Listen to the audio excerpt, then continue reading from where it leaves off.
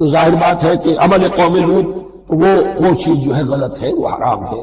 یہ تو اللہ تعالیٰ نے جو بھی تمہاری فطرت میں ڈالا ہے راستہ، وہ در حقیقت من حیث امرکم اللہ ان اللہ یحب التوابین و یحب المتطہرین، یقیناً اللہ محبت کرتا ہے بہت توبہ کرنے والوں سے اور بہت پاک بازی اختیار کرنے والوں سے، ان ناپاک چیزوں سے دور رہنے۔ نساؤکم حرث لکم، تمہاری بیویاں تمہارے لیے کھیتیوں کے مانند ہیں، جیسے کھیت میں بوتے ہو فصل کاٹتے ہو، بیویوں کے ذریعے سے اللہ تعالیٰ تمہیں اولاد عطا کرتا ہے۔ فاتو حرثکم انا شئتم، تو جو بھی کھیتی والی جگہ ہے ادھر تم جاؤ جدھر سے جاؤ، یعنی اس میں یہ ہے کہ کوئی رکاوٹ نہیں ہے، وہ داہنی طرف سے بائیں طرف سے جدھر سے بھی ہو، لیکن ہو وہ فرض کے اندر۔ لہذا اس میں کوئی خیانت اگر وہ کر رہی ہے تو وہ بھی اس کے خلاف ہو جائے گا۔ فالصالحات قانتات، تو نیک بیویاں وہ ہوتی ہیں جو تابعدار ہو، فرما بردار ہو، اور غیب میں یعنی شوہروں کی عدم موجودگی میں جبکہ موجود نہیں ہے حفاظت کرنے والی ہو، اور وہ حفاظت مال کی بھی اور ان کا اپنے نفس کی بھی۔ اور یہ کام آسان نہیں ہے، آپ کو معلوم ہے۔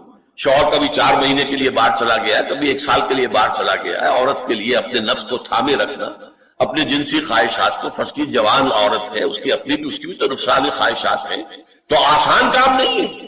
یہی وجہ ہے، آپ کے علم میں ہوگا کہ واقعہ بڑا عجیب پیش آیا تھا، اس کو بیان کرتے ہوئے شرم بھی آتی ہے۔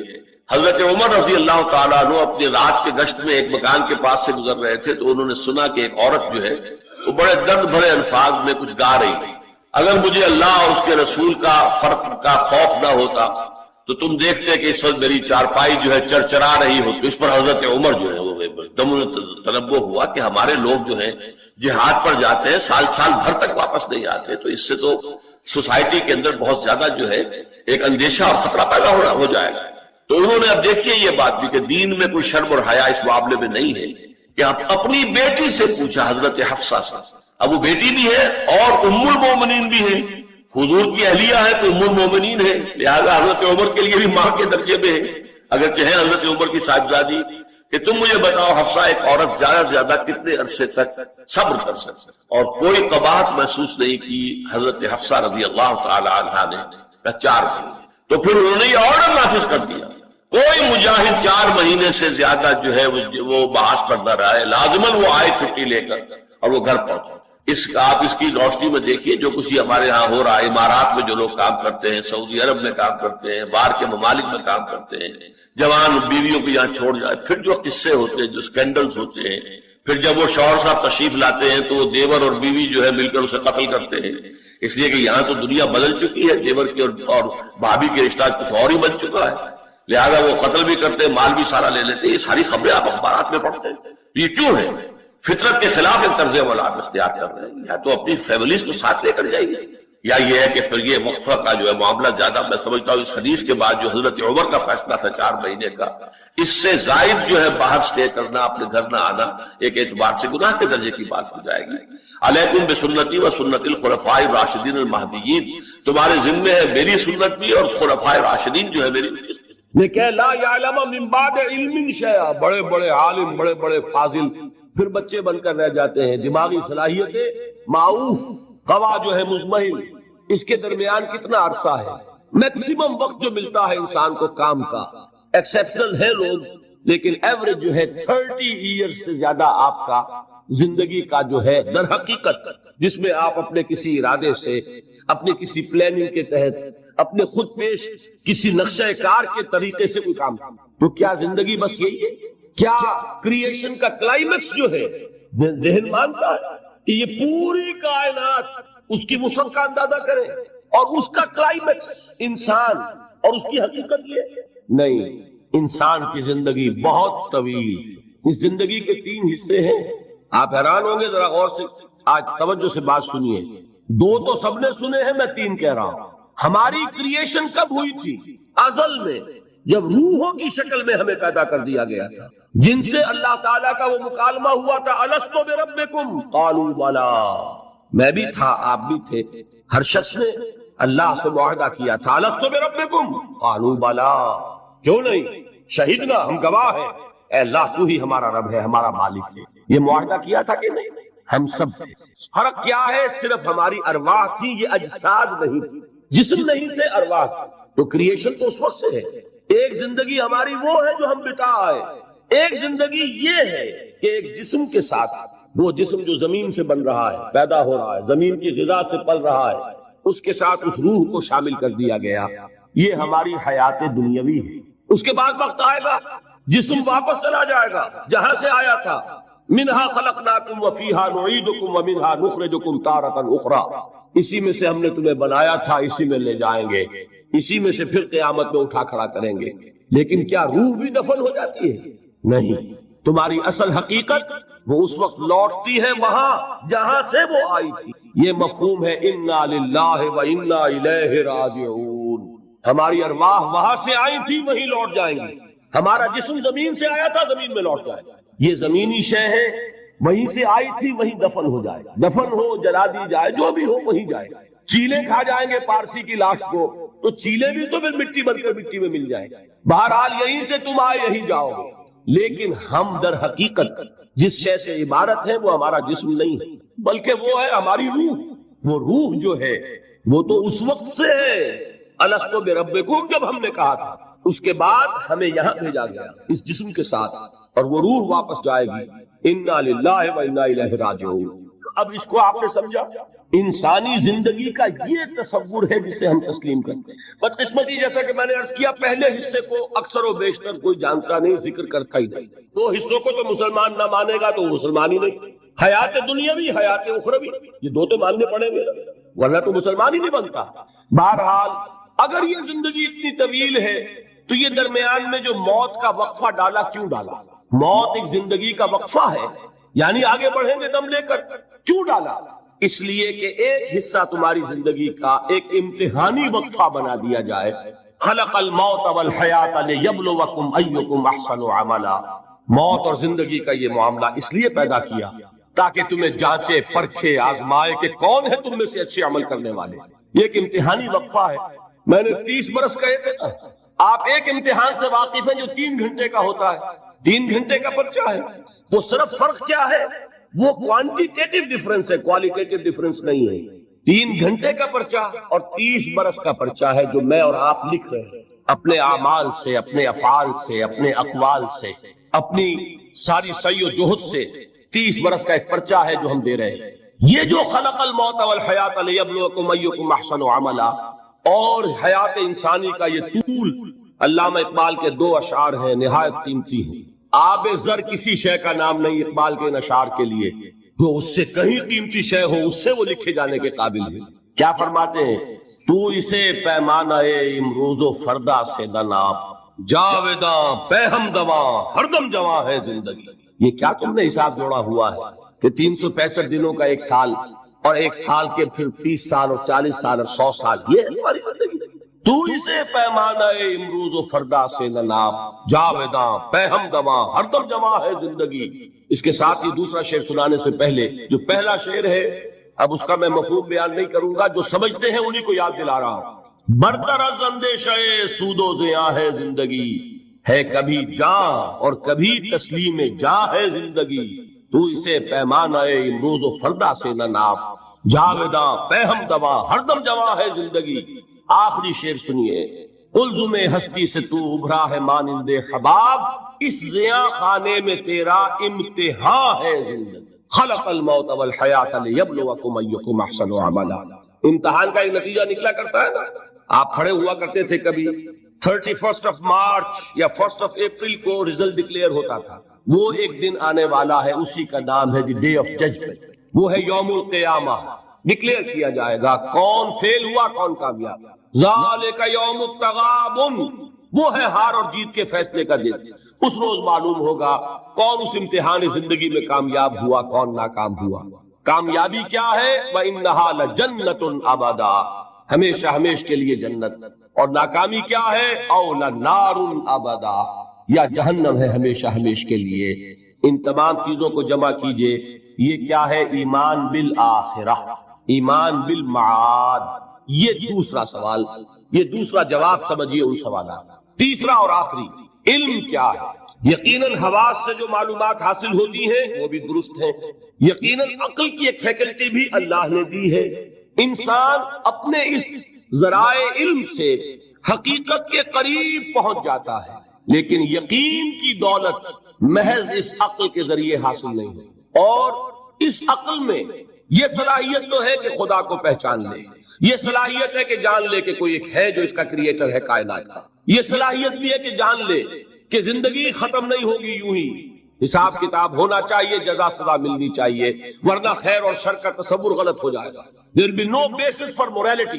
یہ کانٹ جن کا بھی انہوں نے نام سنا ہے ان کو بھی عرض کر رہا ہوں کہ کانٹ نے ایک کتاب لکھی تھی دی کریٹیک آف پیور ریزن، اور اس میں اس نے ثابت کر دیا کہ کسی منطقی دلیل سے خدا کا وجود ثابت نہیں ہو سکتا۔ ایک تہلکہ مچ گیا پورے یورپ میں، اس وقت تک ابھی یہ جو الحاد ہے یہ اتنا نہیں تھا۔ عیسائیت، خدا کا انکار کے معنی کیا ہے؟ بغاوت عیسائیت سے۔ اب یہ بھی ہو سکتا ہے کہ اس نے اس بغاوت سے خوف زدہ ہو کر کتاب لکھی ہو، یہ اللہ جانے۔ سقراط کا سکہ سا جو ارادہ ہے، قوت ارادی، وہ ہر ایک کو تو نہیں ملتا۔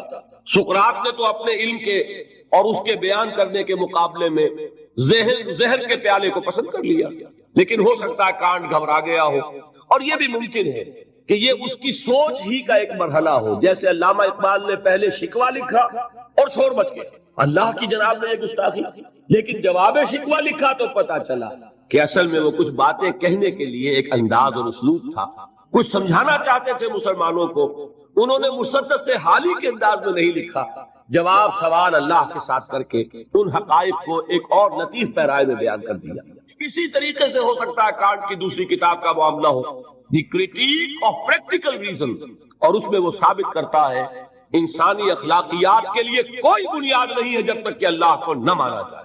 نیکی کو انسان پہچانتا ہے، لیکن کیوں نیک بنے، اس کیوں کا کوئی جواب ہمارے پاس نہیں۔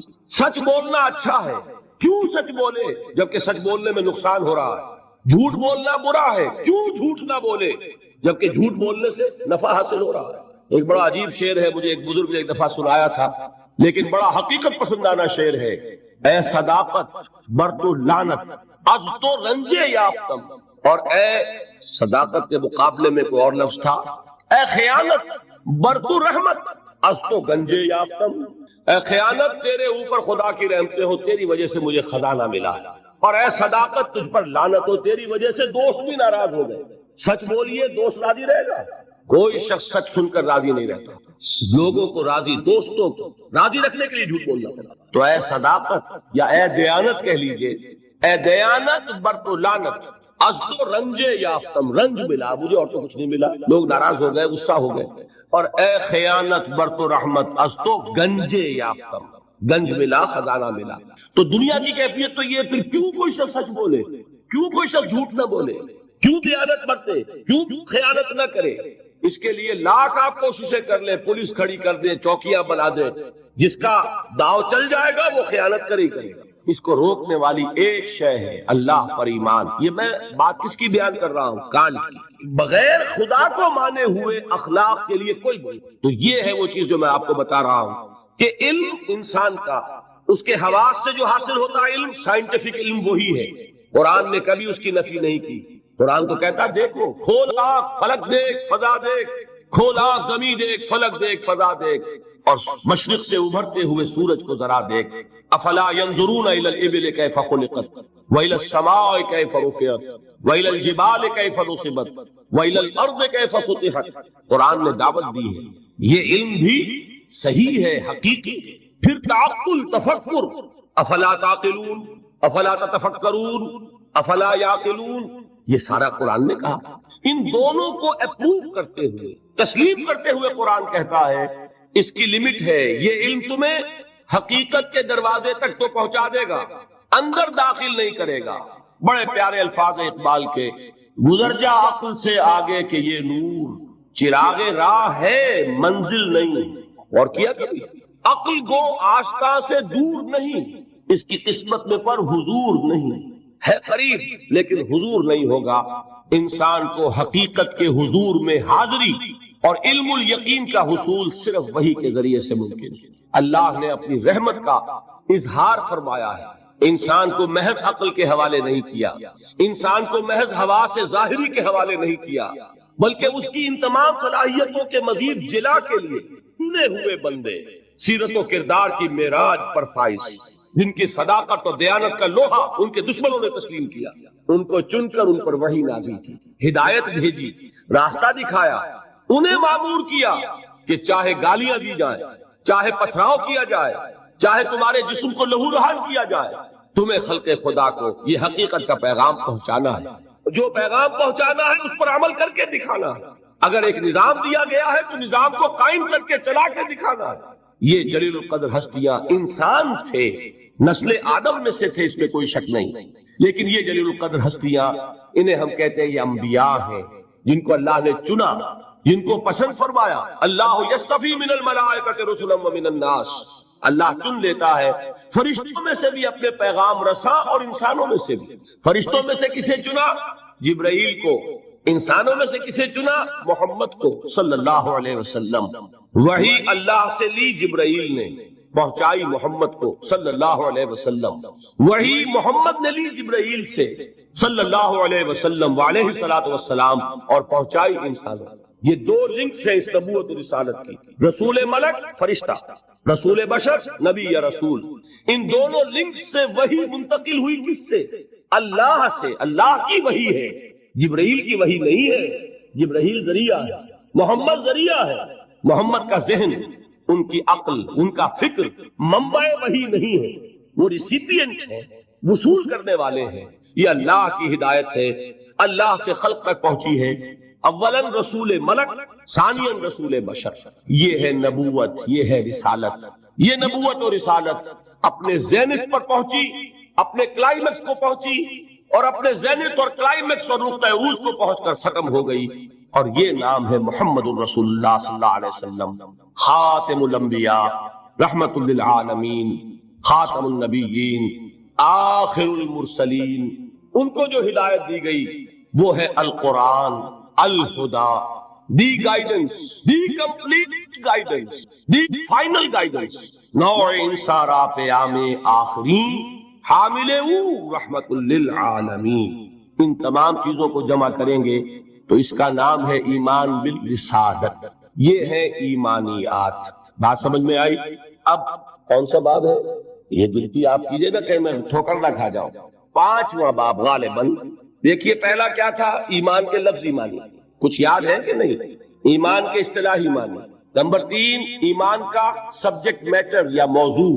نمبر 4 ایمانیات کی تفصیل، اور ان کو ہم نے گروپ کیا 3 ایمانیات میں، ایمانیات ثلاثہ، توحید یا ایمان باللہ، معاد یا ایمان بالآخرہ، اور ایمان بالرسالت۔ تو 5واں باب ہے ان ایمانیات ثلاثہ کی ریلیٹو امپورٹنس، ایک دوسرے کے نسبت سے اہمیت کیا ہے۔ بات یہ جان لیجئے یہ تینوں ایمان ایک ایک اعتبار سے اہم ترین ہے اپنی جگہ پر، اصولی اعتبار سے، علمی اعتبار سے، نظری اعتبار سے اہم ترین ایمان کون سا ہے؟ ایمان باللہ۔ بلکہ یوں کہا جا سکتا ہے جیسے آپ کہتے ہیں کہ ہاتھی کے پاؤں میں سب کے پاؤں، ایمان باللہ میں سارے ایمان موجود ہیں۔ یہی وجہ ہے کہ ایمان مجمل یاد ہے؟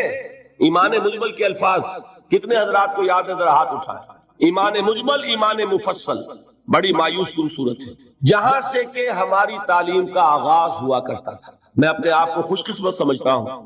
سنت کی جڑ اور ماں، اب اس کی جو روایات آئی ہیں اس میں مختلف اختلاف ہے، الفاظ کا اختلاف ہے، ایسنس ایک ہے، مفہوم ایک ہے، الفاظ میں بڑا فرق ہے، تفاصیل کا فرق ہے۔ تو اس حوالے سے تو گھبرانے کی ضرورت نہیں ہے۔ پھر یہ کہ فقہی معاملات کے اندر اختلافات ہو گئے، وہ بھی نیچرل ہے۔ آپ کو معلوم ہے کہ ایک ہی مقدمہ ہوتا ہے، 8 جج بیٹھے ہوئے ہیں ایک بینچ پر، 5 کا فیصلہ ایک ہے، 3 کا ایک ہے، اور بھی تقسیم ہو سکتی۔ قانون وہی ہے، اور یہ میں بات کر رہا ہوں سپریم کورٹ کی یا ہائی کورٹ کی، وہاں پہ تو ظاہر بات ہے وہ نئے بیانات نہیں لیے جاتے، وہ جو بھی فائل ہے وہ تو بہت پہلے سے تیار ہو چکی ہے، اس کے اوپر بحث ہوتی ہے، اسی سے اخذ کیا جاتا ہے۔ مطلب ان کا وہی رہتا ہے، اس کے اندر تبدیلی نہیں ہو سکتی، اس موقع پر کوئی نئی گواہی نہیں آتی۔ تو اس اعتبار سے ان چیزوں پہ گھبرانے کی ضرورت نہیں ہے۔ البتہ آپ آغاز جس طریقے سے کریں وہ میں نے آپ کو بتا دیا ہے، اس میں یہ کہ آپ اصل میں ان تمام جو چیزیں ہیں اضافی، ان سے ذرا صرف نظر کرتے ہوئے عارضی طور پر پہلے قرآن کو ایسے پڑھیے جیسے بدو پڑھتا، اور وہی بات تھی کہ بدو پھر جس طریقے سے موٹیویٹ ہوا، بدو سے مراد میں صحابہ کو عام طور پر لفظ دے رہا ہوں، ان کی اس کے لیے وہ نہ سمجھیے کوئی توحید کی بات ہے. مطلب یہ کہ میں اس بارے میں کہہ رہا ہوں کہ وہ لوگ فلسفی نہیں تھے، کوئی پڑھے لکھے لوگ نہیں تھے، بلکہ امت کا نام ہی ہے یہ جو ہے امیین، ان پڑھ لوگ، ان پڑھ، ان لیٹرڈ ون. حضور کی شان بھی یہی ہے، امی ہے. تو انہوں نے قرآن کو جس طور سے سمجھا ہے وہ ہے بہترین طریقہ قرآن کو سمجھنے کا، اور اسی سے پھر وہ صحیح موٹیویشن ہوتی ہے کہ انہوں نے تن من دھن سب لگا دیا اللہ کے دین کے لیے، اور اللہ کے دین کو غالب کر دیا. بحثوں میں پڑھ کر، اور وہ جو باریکیوں میں پڑھ کر، اور بال کی کھال اتار کر، اور منطقی طور پر تجزیہ کر کے، اور فراہم احادیث کے تقابل کے، اس میں پڑھ کر علم کا تو اضافہ ہوگا، لیکن وہ انسپریشن اور موٹیویشن جو ہے وہ اس کے اندر نہیں رہے. دین کی بات پھیلانا صدقہ جاریہ ہے. یہ مثالیں ہیں جو ہم لوگوں کے لیے بیان کرتے ہیں، لعلہم یتفکرون، شاید کہ وہ تفکر کریں، غور و فکر کریں. قرآن مجید میں وہ مضامین جو بہت لطیف ہوتے ہیں، بہت لطیف ہوتے ہیں، جن کا ادراک عام انسانی عقل سے ماورا، اس کے لیے تمثیلیں بیان کی جاتی ہیں. ما لا یدرک کلہ لا یدرک کلہ. اگر وہ مضمون بتمام و کمال سمجھ میں نہیں آ سکتا تو کچھ تو آ جائے تمثیل کے حوالے سے. اگر غور و فکر کریں گے تو بات سمجھ میں آ جائے. اب اس تمثیل کے حوالے سے سب سے اہم مقام جو ہے قرآن مجید کے اس اصول کے تحت کہ القرآن یفسر بعضہ بعضا، قرآن کا ایک حصہ دوسرے حصے کی تفسیر کرتا ہے. سورہ اعراف میں یہ واقعہ مذکور ہے کہ جب حضرت موسیٰ علیہ السلام کوہ طور پر گئے تورات لینے کے لیے، تو وہاں انہوں نے اللہ سے ایک خواہش کا، ایک درخواست کا اظہار کیا. مخاطبہ اور مکالمہ تو اس سے پہلے بھی ہو چکا تھا. اب یہ شوق، رب ارنی انظر الیک، پروردگار اب دیدار بھی عطا فرما. پردے کے پیچھے سے بات تو ہوتی رہی ہے اور ہو رہی ہے، لیکن دیدار بھی عطا کرنا. اللہ نے فرمایا لن ترانی، تم مجھے ہرگز نہیں دیکھ سکتے، ولکن انظر الی الجبل، لیکن وہ سامنے والے پہاڑ پر نگاہ جماؤ. فَإِنِ اسْتَقَرَّ مَكَانَهُ فَسَوْفَ تَرَانِي، اگر وہ اپنے مقام پر قائم رہ جائے، ہم اپنی ایک تجلی اس پر ڈالیں گے، اگر وہ جھیل جائے اس تجلی کو تو تم بھی سوچنا کہ ہمارا دیدار کر سکتے. فَلَمَّا تَجَلَّى رَبُّهُ لِلْجَبَلِ، جب اللہ نے اپنی تجلی ڈالی اس پہاڑ پر، جَعَلَهُ دَكًّا، تو وہ پھٹ گیا، ریزہ ریزہ ہو گیا. وَخَرَّ مُوسَىٰ صَعِقًا، اور حضرت موسیٰ بے ہوش ہو کر گر گئے. حالانکہ تجلی براہ راست حضرت موسیٰ پر نہیں تھی، تجلی پہاڑ پر، اور حضرت موسیٰ بالواسطہ اس تجلی کا مشاہدہ کر رہے تھے. لیکن اس تجلی کا نتیجہ کیا نکلا؟ پہاڑ پھٹ گیا، ریزہ ریزہ ہو گیا، اور حضرت موسیٰ بے ہوش ہو گئے. اب یہ واقعہ ہے، وہاں تو تمثیل بیان ہوئی، اور یہ واقعہ ہے.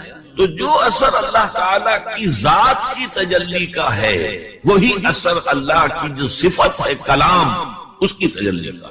اس لیے کہ صفت کس کی ہے؟ اللہ کی ہے. صفات ذات حق، حق سے جدا یا عین ذات، متکلمین اس مسئلے کا حل ہی نہیں کر پائے. کلام اللہ کی صفت ہے، اس کی صفت کی بھی وہی تاثیر. یہ آیت قرآن مجید کی عظمت کو واضح کرتی ہے جیسے کہ وہ ہے فی نفسہ ہی. اب دیکھیے کوئی چیز بہت عظیم ہے، بہت عظیم ہے، بہت عظیم ہے، اگر مجھے اس سے کوئی فائدہ نہیں، مجھے اس سے کوئی دلچسپی نہیں ہوگی. تو اب جو دوسرا مقام میں آپ کو سنا رہا ہوں، یہ سورہ یونس کی 2 آیات، یہ ترتیب میں نوٹ کرا چکا ہوں. 1 آیت، 2 آیتیں، 4 آیتیں، 6 آیتیں، 8 آیتیں.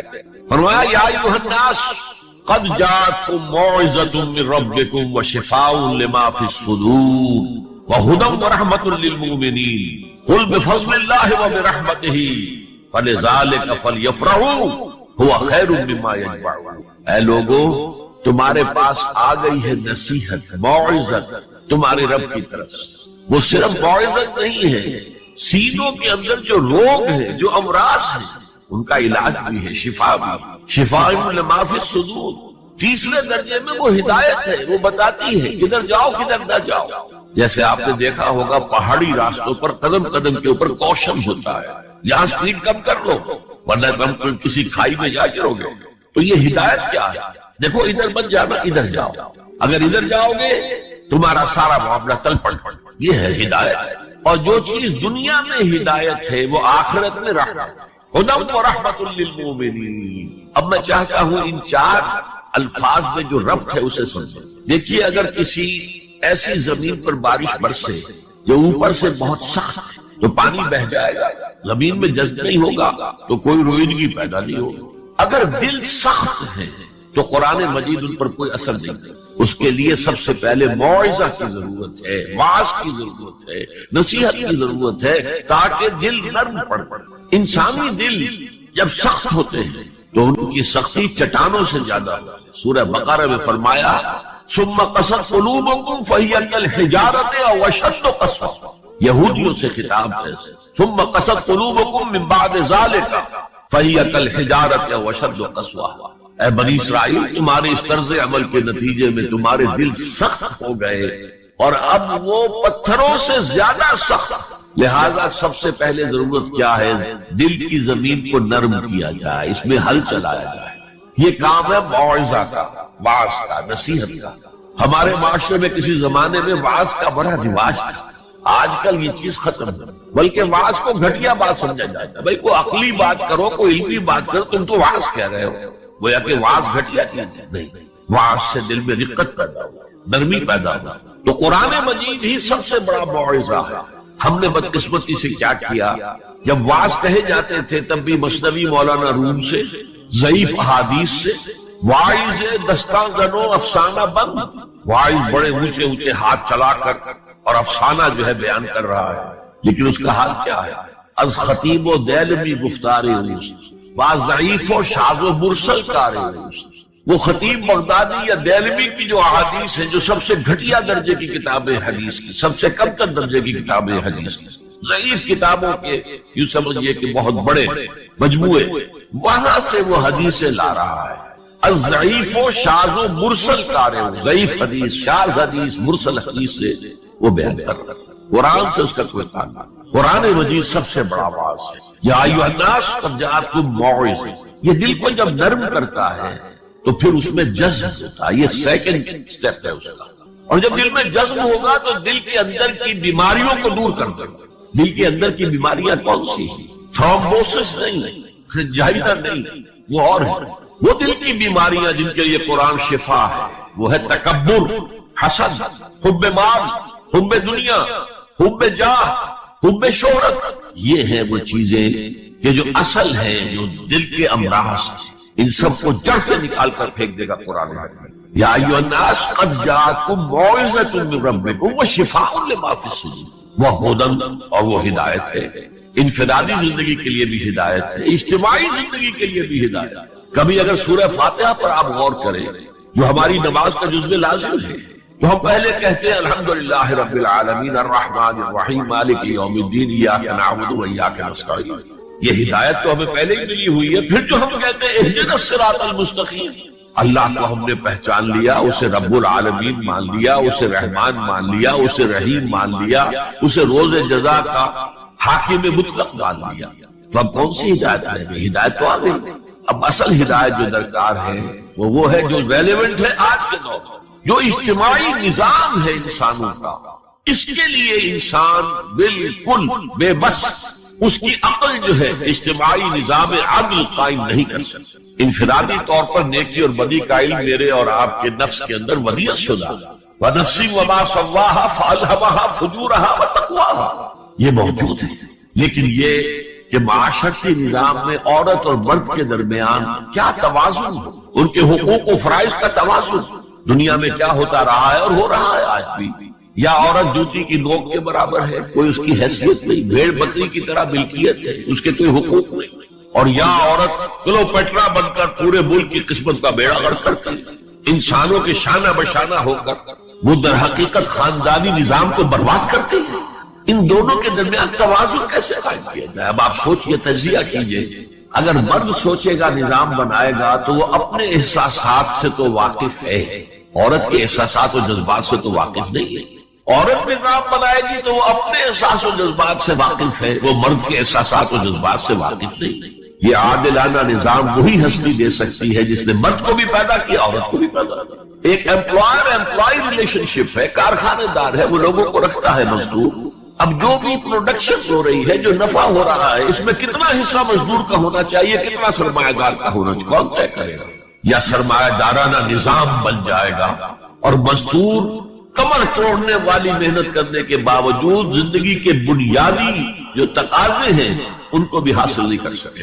میں نے آپ کے ممبئی شہر میں جو اس وقت دیکھا ہے، یہ جو چھوٹے چھوٹے خانے بنے ہوئے کبوتروں کے سے جن میں انسان رہ رہے ہیں اور پوری زندگی ان میں گزارتے ہیں، یہ انسان جبکہ اونچے اونچے محل موجود ہیں، بڑی بڑی عمارتیں موجود ہیں، ایکڑوں پر پھیلی ہوئی کوٹھیاں موجود، یہ ہے ننگا کیپٹلسٹک نظام، ننگا اڑیا۔ اسی کا رد عمل تھا جو کمیونزم کی شکل میں ظاہر ہوا، ایکویلٹی ہونی چاہیے، لیکن اس کمیونزم نے شکل اختیار کر لی، ون پارٹی ڈکٹیٹرشپ، تمہیں کوئی حق حاصل نہیں ہے، نہ کچھ کہہ سکتے ہو، نہ تنقید کر سکتے ہو، نہ رائٹ آف ایسوسیشن ہے، نہ right of expression of opinion ہے، بس کام کرو، تنخواہ لو، روٹی کھاؤ، اللہ اللہ خیر۔ یہی وجہ ہے کہ وہ نظام بھی مر گیا۔ اسی طریقے سے کسی بھی نظام میں اگرچہ حاکم مطلق تو اللہ ہے، پھر بھی کوئی نظام آپ بنائیں گے تو کچھ حکام ہوں گے، اولو الامر ہوں گے۔ خلافت راشدہ میں بھی تھے نا، امیر المومنین تھے، اولو الامر تھے۔ عوام میں اور ان کے درمیان حقوق و اختیار کا توازن کیا ہو، کون طے کرے گا؟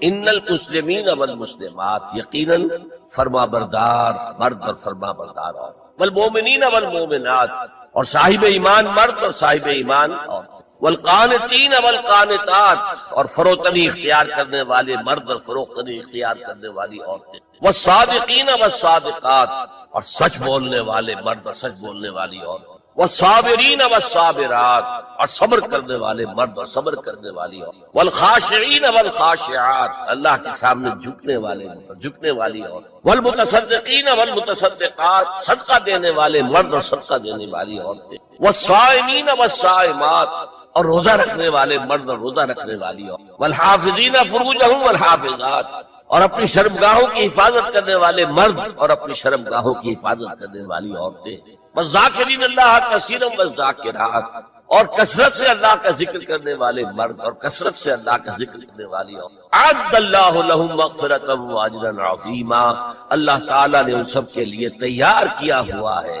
اعد اللہ لہم مغفرۃ، ایک تو مغفرت انہیں ملے گی اور اجر عظیم ملے گا۔ یہ ہے وہ تصور مساوات مرد، کوئی اونچا نہیں کوئی۔ البتہ اب میں اگلے قدم، ابھی تک تو افراد کی بات ہو، اب وہ ایک مرد اور ایک عورت شادی کی، یہاں آپ کو سمجھ لینا چاہیے اب وہ برابر نہیں رہے، اس لیے کہ گھر بنانا ہے، خاندان کی بنا ڈالنی، ایک ادارہ ہے، انسٹیٹیوشن آف فیملی ہے، اور کسی انسٹیٹیوشن کے دو برابر کا اختیار رکھنے والے سربراہ نہیں ہوں۔ آئی جی ایک ہوگا، ڈی آئی جی 4 ہو 5 ہو، کوئی فرم ہے مینیجنگ ڈائریکٹر ایک ہوگا، آپ 100 ڈائریکٹر رکھ لیں، مینیجنگ ڈائریکٹر 2، کوئی کاروبار چلی نہیں، تو گھر کا ادارہ تو برباد ہو جائے گا اگر آپ نے برابر کر دیا دونوں کے اختیارات۔ آج اس کا مزہ چکھ رہا ہے یورپ اور ویسٹ اور امریکہ، خاندانی نظام ٹوٹ گیا، آج وہ شادی کرتے ہی نہیں، مرد شادی نہیں کرتے، کیوں کریں؟ قانون آپ نے یہ بنا دیا ہے کہ آپ نے آج شادی کی اور 1 مہینے کے بعد آپ اپنی بیوی کو طلاق دیں تو اپنی پوری دولت کا نصف دینا پڑے گا اسے۔ وہ کہتے ہیں ہم نہیں کرتے، لیکن عورت کی تو ضرورت ہے نا، مرد کی ضرورت عورت ہے، لیکن عورت کی ضرورت بھی تو ہے مرد۔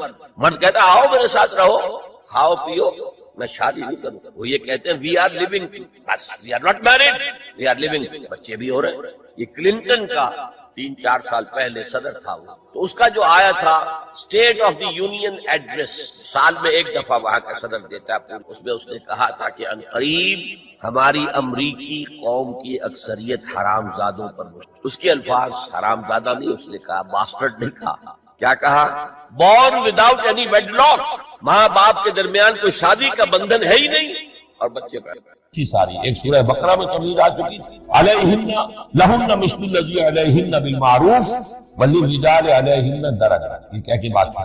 آگے آئے لا تتمنوا ما فضل اللہ بعضهم علی بعض، اور مزید اس کے لیے ذہنی جو ہے تیاری کرنی۔ اب آ رہی ہے وہ چبھنے والی بات، الرجال قوامون علی النساء، مرد عورتوں پر حاکم، یہ میں ترجمہ زور دے کر کرتا ہوں۔ یہ قامہ جو ہے، قامہ جب علا کے ساتھ آئے گا تو کچھ اور معنی ہے، قامہ بے کے ساتھ آئے گا کچھ اور معنی ہے، قامہ بے کسی شے کو قائم کرنا، کونوا قوامین بالقسط، اسی سورہ مبارکہ میں یاد آ جائے گی، کونوا قوامین بالقسط، عدل کو قائم کرنے والے بن کر کھڑے ہوئے۔ قامہ علا کسی کے اوپر سر پر مسلط، یہ ہے گویا کہ ایک درجہ حاکم۔ گھر کے ادارے میں حاکم ہونے کی حیثیت مرد کو، سربراہ خاندان جو ہے وہ مرد ہے، عورت ہے۔ عورت کو بہرحال اس کے ساتھ ایک وزیر کی حیثیت سے کام کرنا ہے، یہ ہے اس کا اصل ذوق۔ اسی لیے میں بیان کر چکا ہوں کہ وہ جو نسیان کا معاملہ تھا، اللہ تعالیٰ نے اس کے اندر چونکہ سیکنڈ رول پلے کرنا ہے اسے یقیناً اس کے جذبات کو زیادہ ٹھیس پہنچنے کا امکان رہے گا۔